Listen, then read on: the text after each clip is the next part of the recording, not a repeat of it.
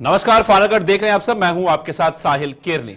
Bharatiya Janata party ने आरोप लगाया है कि नेशनल कॉन्फ्रेंस और कांग्रेस के पास जम्मू कश्मीर के लिए कोई रोड मैप नहीं है। भाजपा के मुताबिक ये दोनों ही दल धर्म को आधार बनाकर चुनावों के इस दौर में ऐसे वादे करने पर उतर आए हैं, जिससे यह साफ हो गया है कि नेशनल कॉन्फ्रेंस और कांग्रेस अंग्रेजों की तर्ज पर बांटो और राज करो की नीति अपनाने में कोई कसर नहीं छोड़ रही है। पूर्व केंद्रीय मंत्री और मौजूदा समय में सांसद अनुराग ठाकुर ने जम्मू में एक प्रेस कॉन्फ्रेंस के दौरान नेशनल कॉन्फ्रेंस और कांग्रेस पर एक सोची समझी साजिश के तहत जम्मू कश्मीर को फिर से आफत के दौर में धकेलने की साजिशें रचने का आरोप लगाया। उन्होंने कहा कि अफजल गुरु का समर्थन करने वालों से कोई उम्मीद नहीं की जा सकती। और क्या कुछ कहा अनुराग ठाकुर ने, आइए आपको बताते हैं। हम मानते नहीं, क्या इनके पास जम्मू कश्मीर के विकास का कोई रोड मैप नहीं है? इनके पास कोई रोड मैप नहीं है, इसीलिए तो शंकराचार्य जी के मंदिर का नाम भी बदलकर तख्ते सुलेमान करना चाहते हैं। ऐसी कौन सी मजबूरी है, कौन सी मजबूरी है राहुल गांधी जी की और उमर अब्दुल्ला जी की कि शंकराचार्य जी के मंदिर का नाम बदलना पड़ जाए? क्या पीड़ा होती है उनको उनसे? राम मंदिर का विरोध भी करेंगे तो शंकराचार्य जी के मंदिर का विरोध भी करेंगे, तख्ते सुलेमान करने की बात करेंगे। यहां की जनता इसको स्वीकार करने वाली नहीं है। अरे और छोड़िए, हरि पर्वत का नाम भी बदलने की आप बात करते हैं, कोई मारण करने की बात करते हैं। क्या मजबूरी है चुनाव के समय इस तरह की बातें करने की? ये लोग बांटो और राज करो की राजनीति जो आज तक अंग्रेज करते आए थे, कांग्रेस और नेशनल कॉन्फ्रेंस ने उस पर किया है। उमर अब्दुल्ला जी चुनाव लड़ने से भयभीत थे, हार जाएंगे। फिर लगा कहीं एक सीट से लड़ूंगा तो भी हार जाऊंगा। अब दो पे लड़ रहे हैं भाई। अरे भाई, हारने आओगे तो दोनों पे भी हार जाओगे। सवाल ये खड़ा होता है कि आज अफजल गुरु याद क्यों आता है? सवाल ये खड़ा होता है कि आज शंकराचार्य और हरि पर्वत का नाम बदलने का नाम क्यों किया जाता है? सवाल ये होता है कि आज हक वाल्मीकि के, गुजर बकरवाल के और हमारे जो पाक ऑक्युपाइड कश्मीर से आए हुए शरणार्थी हैं, उनके हक छीनने की बात क्यों होती है? बात यह है कि यहां के विकास पर अंकुश लगाने का और आफत खड़ी करने की बात ये लोग क्यों करते हैं? पीएस से हटाकर आफत खड़ी नहीं होगी क्या? मैं जम्मू के पत्रकारों से पूछता हूं, क्या आपके यहां पर नशे की समस्या, अगर कोई नशा बांटता है, बेचता है, तो क्या उसको गिरफ्तार नहीं करना चाहिए? कोई उपद्रव मचाते तो उसको गिरफ्तार नहीं करना चाहिए? अरे पीएस से बना ही इसलिए है। तो क्यों यह करना चाहती है कांग्रेस और नेशनल कॉन्फ्रेंस और विपक्षी दल? क्यों जम्मू कश्मीर को फिर आफत खड़ी करना चाहते हैं? ब्लंडर ऑफ नेहरू से भी मुक्ति बड़ी मुश्किल से पाई थी, ब्लंडर ऑफ अब्दुल्लास एंड गांधीज और मंजूर करने के लिए हम तैयार नहीं। चाहते हैं पीएसए को हटाकर नशे बेचने वाले छूट जाएं, आतंकवाद उपद्रव फैलाने वाले छूट जाएं, पथरावबाजी करने वाले छूट जाएं। अरे ये तो यहां तक पहुंच गए कि जिसने संसद पे हमला किया था अफजल गुरु, ये उसको छुड़वाने के उनकी बात करते हैं। इस देश में कोई उनके ऐसे गुनाह को माफ नहीं कर सकता। सुप्रीम कोर्ट ने भी माफ नहीं किया था। वोट बैंक की राजनीति में इतना गिर जाएंगे, राहुल गांधी जी विदेश में जाके भारत का अपमान करेंगे और अब्दुल्ला परिवार जम्मू कश्मीर में बैठकर वापस आतंकवादी समर्थक वाले लोगों को दिशा में बात करेंगे। पहली बात मैं कहना चाहता हूं कि धारा 370 सदा के लिए चले गई। उसके जाने के बाद चहुमुखी विकास जम्मू कश्मीर ने देखा है। 70% 70% कमी आई है आतंकवादी हमलों में। और ये देखिए, केवल जम्मू कश्मीर नहीं, नॉर्थ ईस्ट में भी 75% के लगभग है। और माननीय गृह मंत्री जी ने कहा 2026 तक तो हम देश भर में से नक्सलवाद को खत्म करेंगे, नक्सलवादी इलाकों से। ये है एक संकल्प लेके चलने वाली सरकार। दूसरी तरफ कौन है? वो राजनीतिक दल जो धर्म जाति के आधार पर देश को बांटना चाहते हैं। जम्मू कश्मीर में भाजपा का मतलब राहत, नेशनल कॉन्फ्रेंस और कांग्रेस का मतलब आफत है। हमने जो रुख अपनाया कि पाकिस्तान से तब बात करेंगे जब आतंकवाद बंद करेंगे, लेकिन यहां पर बैठे हिंदुस्तान का खाते हैं, हिंदुस्तान की सिक्योरिटी लेते हैं, हिंदुस्तान के फायदे लेते हैं, लेकिन गुणगान पाकिस्तान का करते हैं। कौन है ये लोग? वर्षों तक इन 3 परिवारों की कई पीढ़ियों ने फायदे उठाए। चुनाव जीतने के लिए पाकिस्तान के आगे कटोरा लेके खड़े हो जाते हैं, फरियाद करते हैं, उनका गुणगान करते हैं, आतंकवादियों का समर्थन करते हैं। इनके समय आज तक फौज की और सिविलियंस की 45,000 लोगों की हत्याएं हुई, और अगर मैं केवल 2018 का आंकड़ा लूं तो उस समय 55 की सिविलियंस की हत्या हुई, 2023 में 14 की। तो कैसे ग्राफ कम आया है? ये आंकड़े मेरे नहीं हैं, अनुराग ठाकुर के, ये भारत सरकार के डिपार्टमेंट्स के आंकड़े हैं। पूर्व मंत्री और भारतीय जनता पार्टी के रामगढ़ विधानसभा से उम्मीदवार डॉक्टर देवेंद्र कुमार मन्याल ने नेशनल कॉन्फ्रेंस और कांग्रेस पर जम्मू कश्मीर में अनुसूचित जातियों के हक छीनने की साजिशें रचने का आरोप लगाया है। डॉक्टर मन्याल का कहना है कि 370 और 35A के जाने के बाद सरकार ने जम्मू कश्मीर के अनुसूचित वर्ग को कई लाभ दिए हैं, लेकिन नेशनल कॉन्फ्रेंस और कांग्रेस इस वर्ग को फिर से उस स्थिति में धकेलना चाहती है जिसमें यह वर्ग 2014 से पहले था। डॉक्टर देवेंद्र मन्याल ने जम्मू में आज एक प्रेस कॉन्फ्रेंस के दौरान ये आरोप लगाए। लाभ हमारे इस वर्ग को हो रहे हैं, ये सिर्फ और सिर्फ 370 और 35A की एब्रोगेशन के बाद हो रहे हैं, और इसके लिए ये वर्ग हमारा अनुसूचित जाति वर्ग जो है ये आदरणीय प्रधानमंत्री जी का धन्यवाद करता है। एक तरफ एक ऐसी सरकार, एक ऐसा प्रधानमंत्री, एक ऐसे गृह मंत्री जो इस वर्ग को इसका भला करने के लिए, इनका उत्थान करने की बातें करते हैं। दूसरी तरफ अगर आप एनसी और कांग्रेस का, पीडीपी का मैनिफेस्टो देखें तो बिल्कुल इसके उल्टा है कि हम 370 को वापस लाएंगे, हम 3500 को वापस लाएंगे, जिसका मतलब सीधा सीधा ये हुआ कि हमारा वाल्मीकि समाज जो है अपने हकों से वंचित रहेगा, हमारे शेड्यूल कास्ट भाई बहन अपने हकों से वंचित रहेंगे। हमारे इस वर्ग को वापस उसी स्थिति में लाया जाएगा जो 2014 मोदी जी के आने से पहले की स्थिति में था। साथ ही ये पार्टियां जिन्होंने इतने साल राज किया, ये कभी नहीं चाहती थी कि ये वर्ग आगे बढ़े, इस वर्ग के लोग ऑफिसर बने, इस वर्ग के लोग डॉक्टर बने, इस वर्ग के लोग इंजीनियर बने। आज मोदी जी के 10 साल के कार्यकाल में अगर आप देखें, चाहे उनको डिग्री कॉलेजेस में, चाहे मेडिकल कॉलेजेस में, चाहे नौकरियों में जो एक अलग से उनका एक कोटा है वो बड़ी ईमानदारी से दिया जाता है। और कहीं ना कहीं आज ये वर्ग, मुझे लगता है 10 साल से जो जहाँ जितने भी पॉलिसी और स्कीम पे हमने काम किया है वो भारतीय जनता पार्टी से और हमारे आदरणीय प्रधानमंत्री मोदी से खुश है। और आने वाले समय में इस वर्ग का ये एक प्रॉमिस है आदरणीय प्रधानमंत्री मोदी जी से और आदरणीय गृह मंत्री अमित शाह जी से कि ये बढ़ चढ़कर वो इस चुनाव में हिस्सा लेंगे और भारतीय जनता पार्टी को जिताएंगे। साथियों, ये जो मैनिफेस्टो है हमारा, इस मैनिफेस्टो को अगर आप ध्यान से पढ़ें, कुछ इसमें ऐसी बातें हैं जो इस वर्ग को कहीं ना कहीं वंचित रखने वाली एनसी और पीडीपी, उसको तकलीफ हो सकती है। उनको ये बात बड़ी खलती है कि हमारा 2 विधान, 2 निशान, 2 प्रधान का जो एक यहाँ 2014 से पहले यहाँ चलता था, कहीं ना कहीं उसके साथ छेड़छाड़ी हुई है। हम ये बात बड़े दावे से कहते हैं कि छेड़खानी करने वाले आप हैं। बाबा साहब डॉक्टर भीमराव अम्बेडकर जी का कॉन्स्टिट्यूशन, ना कभी उसको कोई खत्म कर सकता है। विधानसभा के दूसरे चरण में 25 सितंबर को होने वाले मतदान के लिए पुंछ जिले की तीनों विधानसभाओं यानी स्वर्णकोट, मेंढर और पुंछ हवेली पर होने वाले मतदान को लेकर आज नाम वापस लेने की अंतिम तिथि थी। इसके चलते पुंछ में नेशनल कॉन्फ्रेंस के बागी नेता और पूर्व सरपंच पीर निसार हुसैन शाह ने पार्टी हाईकमान के आग्रह पर पार्टी उम्मीदवार एजाज अहमद जान के पक्ष में अपना नामांकन वापस ले लिया। पीर निसार हुसैन शाह ने बताया कि उनके समर्थकों ने उन्हें चुनाव लड़ने के लिए तैयार किया था, लेकिन उनका इरादा नेशनल कॉन्फ्रेंस को नुकसान पहुंचाना नहीं था।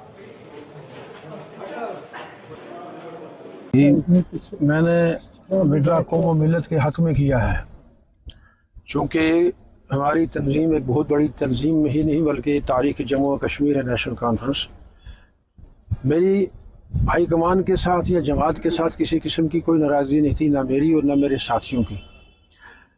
अब जो हमारे लोकल नुमाइंदे उनके साथ कुछ हमारी थी शिकायतें थी, वो पूरी तंजीम जो हमारे डिस्ट्रिक्ट प्रेसिडेंट साहब अजीबाग हुसैन साहब, जनरल सेक्रेटरी अनातुल्लाह सईद अली साहब, बशीर साहब हैं, अफजल साहब हैं, वाइस प्रेसिडेंट साहब, पूरी तंजीम, फारूक साहब, सारे साथी और डॉक्टर साहब के साथ भी बात हुई, उमर साहब के साथ भी, सागर साहब के साथ भी, और उन्होंने ये महसूस किया। बहरहाल तंजीम का फैसला जो है उससे मैंने पहले भी इनराफ नहीं किया था और आज भी नहीं करता, लेकिन कुछ थे, हर जमात के अंदर मुनाफिकों का एक टोला होता है, चाहे वो कम हो या ज़्यादा हो। तो मेरी सब साथियों से हुई, मैं उनको यकीन देता हूँ कि हमारा एक बैठ के एक बात होगी अब जमात के अंदर, सब नाराजगियां दूर की गई हैं, कोई किसी की शक और शुबात नहीं है। अल्लाह के फजल से हम मिल के इंशाल्लाह एक टीम की तरह, जैसे पहले हमने काम किया था, ऐसे इंशाल्लाह उस टीम की तरह आइंदा भी हम काम करेंगे। निजी डायलिसिस सेंटरों में आयुष्मान कार्ड के तहत फिलहाल डायलिसिस की सुविधा न मिलने के कारण जम्मू के सुपर स्पेशलिटी अस्पताल का लोड बढ़ गया है। सुपर स्पेशलिटी अस्पताल की सुपरिटेंडेंट डॉक्टर संजोगिता सूदन के मुताबिक इस अस्पताल में दिन रात डायलिसिस चल रहा है। इसके चलते यहां का लोड करीब 30% बढ़ गया है। डायलिसिस करवाने वालों को कोई भी परेशानी नहीं होने दी जा रही है।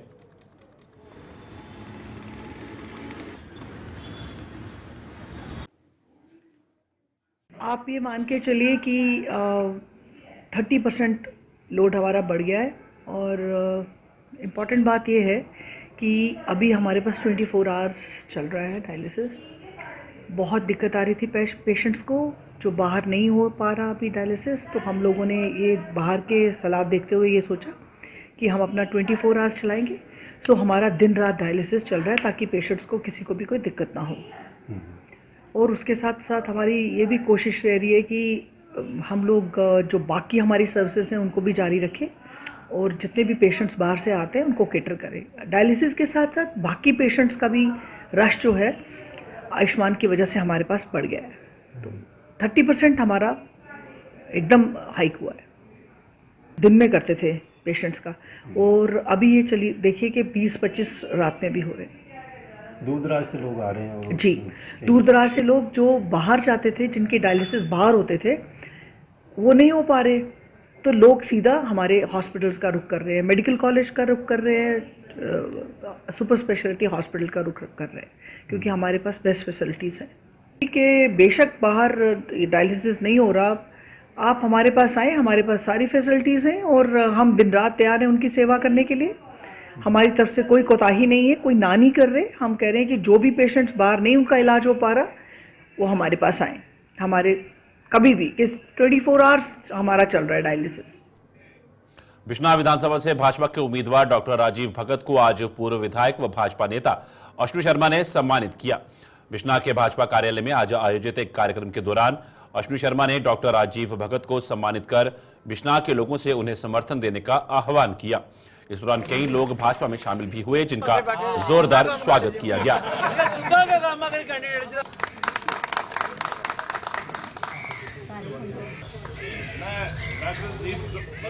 भाजपा के प्रत्याशी बिश्नाह विधानसभा से डॉक्टर राजीव भगत जी का सम्मान समारोह जहां रखा था, बड़े शॉर्ट नोटिस में आज यहाँ कार्यकर्ताओं ने डॉक्टर राजीव जी का भव्य स्वागत किया है और अपने राष्ट्रीय संगठन और प्रदेश संगठन का धन्यवाद किया है, जिन्होंने यहाँ जो प्रत्याशी घोषित करके एक जोश जो है जहाँ भाजपा के कार्यकर्ताओं में भरा है। हम अपने राष्ट्रीय और प्रदेश संगठन का बहुत बहुत धन्यवाद करते हैं और उनको ये आश्वस्त करते हैं, आश्वासन देते हैं कि हम सब मिलकर एक एक कार्यकर्ता भाजपा का, जैसे पहले हमने म्यूनसिपल कमेटीज़ में, बीडीसी में, डीडीसी में सारे इलेक्शन इस विधानसभा से जीते हैं और पार्लियामेंट इलेक्शन में वो भी हमने इस विधानसभा से, वो पार्लियामेंट इलेक्शन में भी ये विधानसभा जीती थी और इस बार भारी मतों से डॉक्टर राजीव भगत जी को जिताकर भारतीय जनता पार्टी की झोली में ये सीट डालेंगे।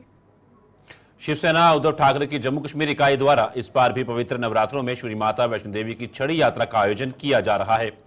इकाई के प्रदेश अध्यक्ष मनीष साहनी ने जम्मू में एक प्रेस कॉन्फ्रेंस के दौरान बताया कि पवित्र छड़ी 2 अक्टूबर को जम्मू के श्री रघुनाथ जी के मंदिर से धूमधाम से मां वैष्णो देवी के दरबार के लिए रवाना होगी और 3 अक्टूबर को वहां छड़ी पूजन किया जाएगा। माता वैष्णो अक्टूबर को पहले शुभ नव, तो इस बार की हमारी जो 42वीं छड़ी यात्रा होगी वो भी जम्मू के प्रसिद्ध रघुनाथ मंदिर से हम जो है 2 अक्टूबर को 2 अक्टूबर को यहाँ से जो है शोभा यात्रा के रूप में रवाना होंगे। हमारी जो यात्रा होगी वो पौराणिक स्वरूप के अकॉर्डिंग होगी, यानी माता के पौराणिक स्वरूप के अनुसार जो है पहला दर्शन कौंड कंडोली, दूसरा देवा माई, उसके बाद हम कटरा की तरफ जो है पूरी की पूरी यात्रा जो है वो प्रस्थान करेगी। तो 2 अक्टूबर को हम माँ के भक्तों को बता दें कि 2 अक्टूबर को शोभा यात्रा के रूप में हम प्रसिद्ध श्री रघुनाथ जी टेम्पल से जो है यहाँ पर पूरी विधि विधान के साथ, छड़ी पूजन के साथ, पवित्र ज्योति जोत के साथ जो है हम यहाँ से रवाना होंगे। उसके बाद कोल कंडोली हमारा पहला पड़ाव होगा, दूसरा पड़ाव देवा माई, उसके बाद हम कटरा पहुंचेंगे और आगे की जो है चढ़ाई माँ के दरबार की तरफ जो है वो पूरी की जाएगी। 3 अक्टूबर को जैसा आप जानते हैं सब लोग के पहला शुभ नवरात्रा है। 3 अक्टूबर को जो है माँ के दरबार में, माँ के पवित्र गुफा के अंदर छड़ी पूजन किया जाएगा और इसके साथ जो है हम माँ के आशीर्वाद प्राप्त करने का हमें और डोगरों का नाम रोशन किया। ये वो सबूत है जिसने ये साबित किया था कि डोगरा कैसे लड़ते हैं, लिहाजा इन्होंने ये साबित किया था। तो उसी दिन से 2001 से हम लगातार यहाँ पे मनाते। अंगदान के प्रति लोगों में जागरूकता फैलाने के मकसद से स्वामी विवेकानंद चैरिटेबल ट्रस्ट द्वारा जम्मू में आज रैली निकाली गई। ट्रस्ट के बैनर तले स्वामी विवेकानंद अस्पताल के स्टाफ ने इस रैली के जरिए लोगों को अंगदान करने की प्रेरणा देते हुए बताया कि इससे कई लोगों को नया जीवन मिल सकता है। 39th ऑर्गन डोनेशन के उपलक्ष्य में ये स्वामी विवेकानंद हॉस्पिटल ने सोटो के साथ स्टेट ऑर्गन ट्रांसप्लांट ऑर्गेनाइजेशन के साथ मिलकर, मेडिकल कॉलेज के साथ मिलकर ये एक अवेयरनेस रैली हमने ऑर्गेनाइज की है। यो सुपर स्पेशलिटी हॉस्पिटल से शुरू होकर स्वामी विवेकानंद हॉस्पिटल में कल्मिनेट करेगी।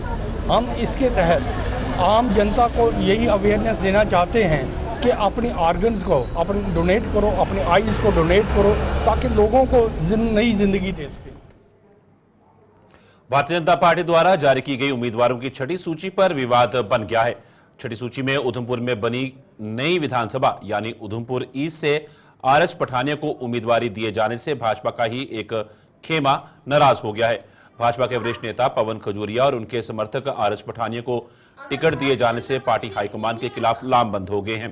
सूत्रों की माने तो पवन खजूरिया भाजपा के खिलाफ बगावत करते हुए उधमपुर ईस्ट से बतौर निर्दलीय उम्मीदवार अपनी दावेदारी पेश कर सकते हैं।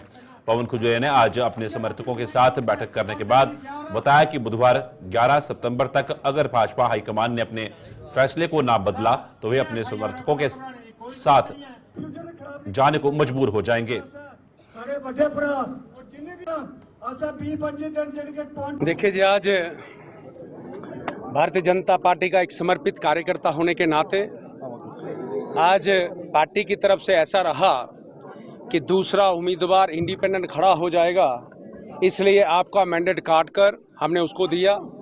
एक समर्पित कार्यकर्ता होने की जो सज़ा मिली है, आज कार्यकर्ताओं ने एक फैसला किया कि ये सज़ा केवल आपको नहीं, धीरे धीरे ये हम सबको ये सज़ा मिलेगी।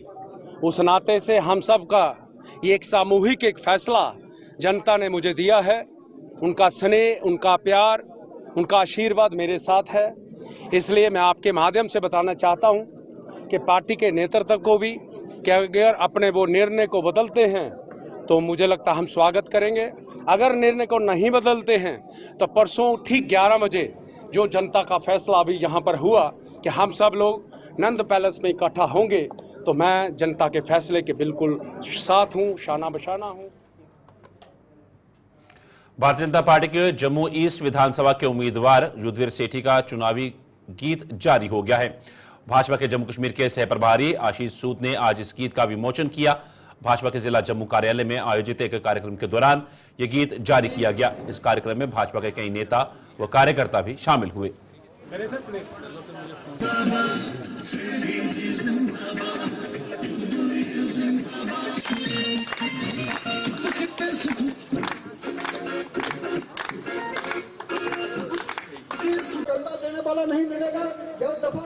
कैंपेन चल रही है मेरे बड़े दिनों से। आज ये गाना लॉन्च किया गया जो घर घर जाएगा। इसमें जिस प्रकार से जो संघर्ष किया मैंने लोगों के लिए वो दर्शाया गया है और मेरे को लगता है कि कैंपेन के अलग अलग जो भाग होते हैं उसमें ये एक भाग था। और मैं मीडिया के माध्यम से कहना चाहता हूँ कि अगले चरणों में कैंपेन और इसी प्रकार से और तेज की जाएगी और सबसे यही उम्मीद करता हूं कि उस कैंपेन को आप लोगों तक लेके जाएं। आप सब मीडिया वालों को धन्यवाद है। पूर्व केंद्रीय मंत्री और मौजूदा समय में सांसद अनुराग ठाकुर ने नेशनल कॉन्फ्रेंस और कांग्रेस की नीतियों को आड़े हाथों लेते हुए आरोप लगाया है कि ये दोनों ही दल जम्मू कश्मीर को एक बार फिर आग की भट्टी में झोंकने चाहते हैं। जम्मू में आज जम्मू नॉर्थ विधानसभा से भाजपा के उम्मीदवार श्यामलाल शर्मा के नामांकन में शामिल हुए अनुराग ठाकुर ने पत्रकारों के सवालों के जवाब में कहा कि यह दल भारत का नमक खाकर पाकिस्तान के गुण गा रहा है और इन्हें इसका जवाब देना ही होगा कि आखिर किस मजबूरी में पाकिस्तान का साथ दे रहे हैं। अनुराग ठाकुर ने नेशनल कॉन्फ्रेंस के नेता सज्जाद खिचलू द्वारा पिछले दिनों हिंदुओं को लेकर बयान की बड़ी कड़ी निंदा करते हुए कहा कि ऐसे लोगों के मंसूबे किसी भी सूरत में सफल नहीं होंगे और आने वाले समय में पीओके भी भारत का हिस्सा बनकर रहेगा। वहीं जम्मू नॉर्थ से भाजपा के उम्मीदवार श्यामलाल शर्मा ने उन्हें यह मौका देने के लिए पार्टी हाईकमान का तहे दिल से आभार जताते हुए कहा कि अगर वे सफल रहते हैं तो इस विधानसभा के लोगों की सेवा में कोई कसर नहीं छोड़ेंगे।